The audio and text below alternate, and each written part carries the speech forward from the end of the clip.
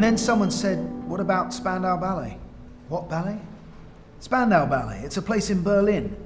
It was Bob. I should have asked how he'd thought of it, but I knew he'd just come back from a 3-day pilgrimage there.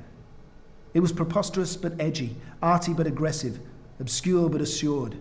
It encapsulated all of the arch precociousness we aspired to, and we immediately loved it. We'd been blessed and christened by the elite. We were reborn. We were Spandau Ballet.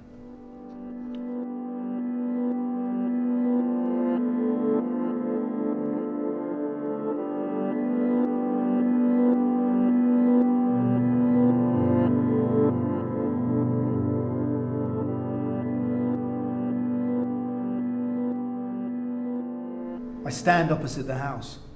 I've come here for something. Ghosts, maybe. But what can I disregard?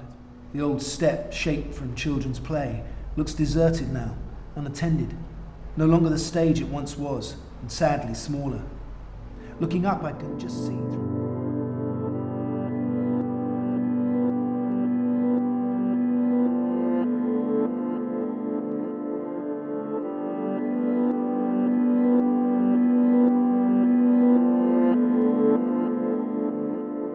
The narrow streets were an entanglement of fleshpots.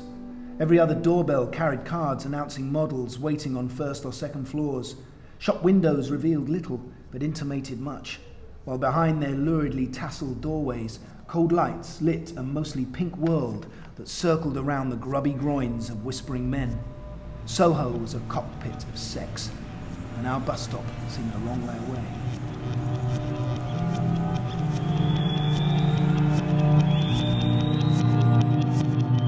First night of a record-breaking 6 consecutive sell-out shows at London's Wembley Arena, and Spandau are home for Christmas. I'm lifted high by 8,000 people and try to absorb their reaction. Looking out, I catch a glimpse of my parents and family standing in a box close to the stage. Huge grins of London pride light up their faces, and I'm suddenly aware of how far I've come. I didn't want it to be a long story about my life, and then I did this, and then I did that. It was important for me that I framed it somehow, and it seemed to me that the story of the band also encapsulated the story of a very important decade.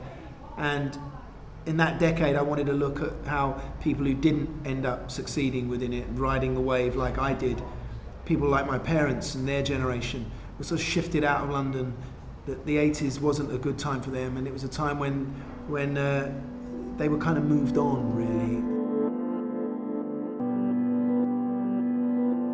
The unusual thing about the book in the end was it also became a way of me trying to explain something that happened in my life towards the end of the writing, which was in 4 weeks. My parents both died, my son was born, and my band got back together and rehearsed for the first time in 19 years.